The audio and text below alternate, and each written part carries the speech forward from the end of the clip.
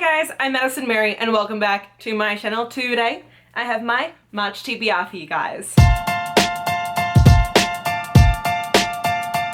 So March is actually going to be a pretty hectic month. I did not realize it until I started planning this TBR, but March is not only the month of the next Witchathon, it is also the month that we have a Bookie Trials Royal Weekend. It's also when I'm going to Washington and Oregon to visit Jade from the Jaded Reader and Soleil from the Little Reader's Corner, so yikes. I'm going to start off with what I'm reading for the Witchathon. The Witchathon is hosted by Rhiannon from Crescent Moon Reads. They have been doing this for quite some time now. So this Witchathon celebrates Ostara and it goes from March 12th to March 19th. There are 7 challenges. So the first prompt is Spring Means Rain. Pick a book that involves water on the cover, title, or just in the book generally. So for this I am using Evergreen Volume 1 for 2 reasons. One, as you can see, there's water right here.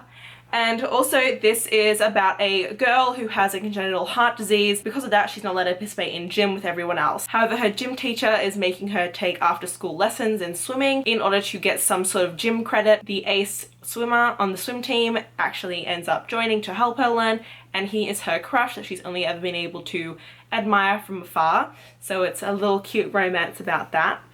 Oh, it might not be as cute considering that she's got like a congenital heart disease, but I'm hoping it'll be somewhat cute. The second prompt is Ostara is a Sabbath of rebirth, and often accepting oneself as trans is a sort of rebirth for that person, and so pick a book with a trans main character. For that I'm picking one of my arcs. This is Stay Gold by Toby Smith, and this comes out in May.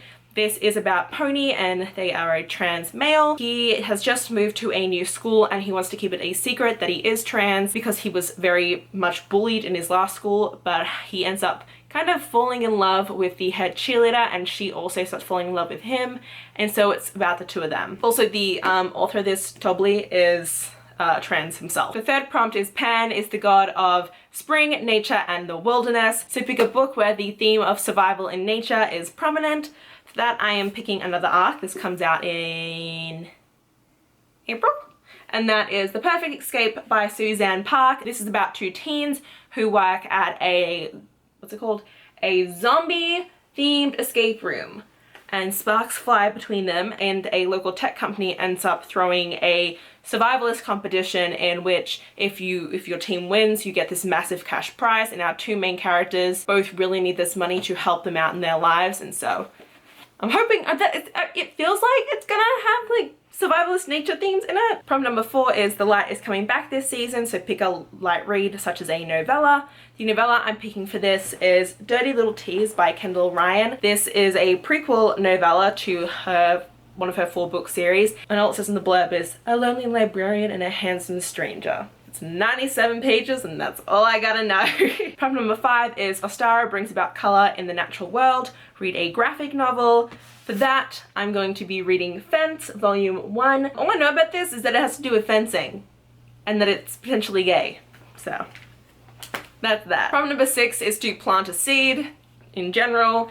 And then prompt number 7 is to read the group book, which I may do, but it doesn't really sound up my alley. The group book is The Black God's Drums by P. Deli Clark, and it is set in an alternate New Orleans during the American Civil War.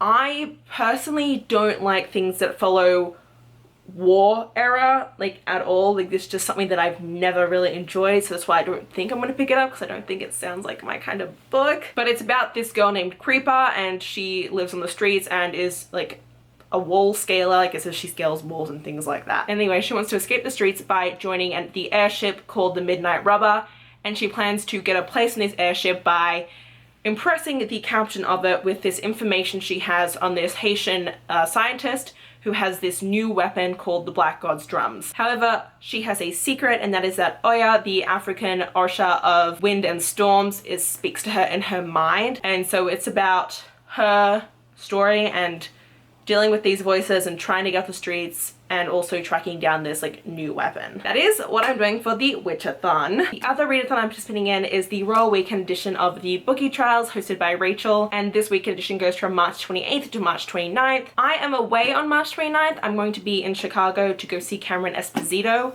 so that's a bit of an issue, but hope to kind of still participate in it on Saturday. I am a bard, and so being a bard, there is a separate 4 badges you can earn this weekend, as well as the overall 4 badges. I have to read a retelling, a book with an illustrated cover, and a cinnamon roll character, and for that I am reading Brightly Burning by Alexa Donne. This is a Jane Eyre retelling set in space. It has an illustrated cover, and I'm hoping it has a cinnamon roll character in it.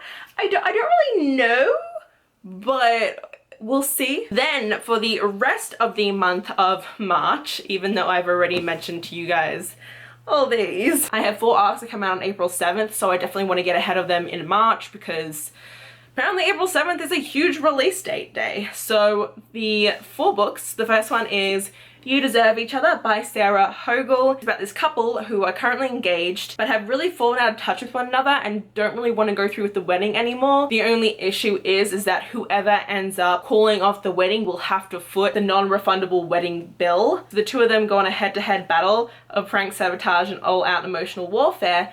However, because they're finally like letting down their walls, they kind of start to fall back in love again with each other. So I'm really excited for this one. We then have Sword in the Stars by Amy Rose Capetta and Corey McCarthy. This is the 2nd book in the, what is this series even called?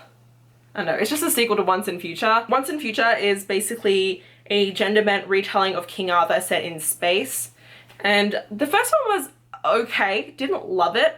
But I buddy read this with Jade from the Jade Reader and Soleil from the Little Reader's Corner, and so we're all gonna buddy read the sequel together when I visit the 2 of them during March. Then we have Ruthless Gods by Emily A. Duncan. I'm actually in the process of reading Wicked Saints as we speak. And Wicked Saints is about a kind of fantastical Russia, and it has to do with 3 different people and their lives like interconnecting, and some people say it's kind of Grisha-ish in like the idea of what would happen if Alina and the Darkling did end up together.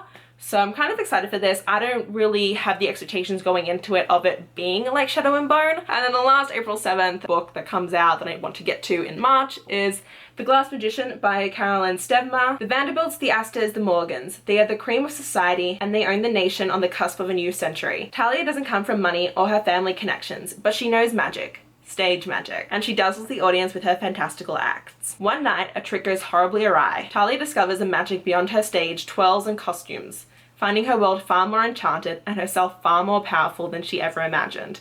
To understand what she is, Talia will have to experience a New York more dangerous than any stage she's known, before the real monsters descend to feast. I'm so excited. Plus, it's actually relatively short. This is only 285 pages. Oh my god, that's so pretty, look. Wow. Are there more? Oh my god. The next chapter is a bear. Did they all change? A goose? A tiger? Oh, there's some, oh, bear's back again?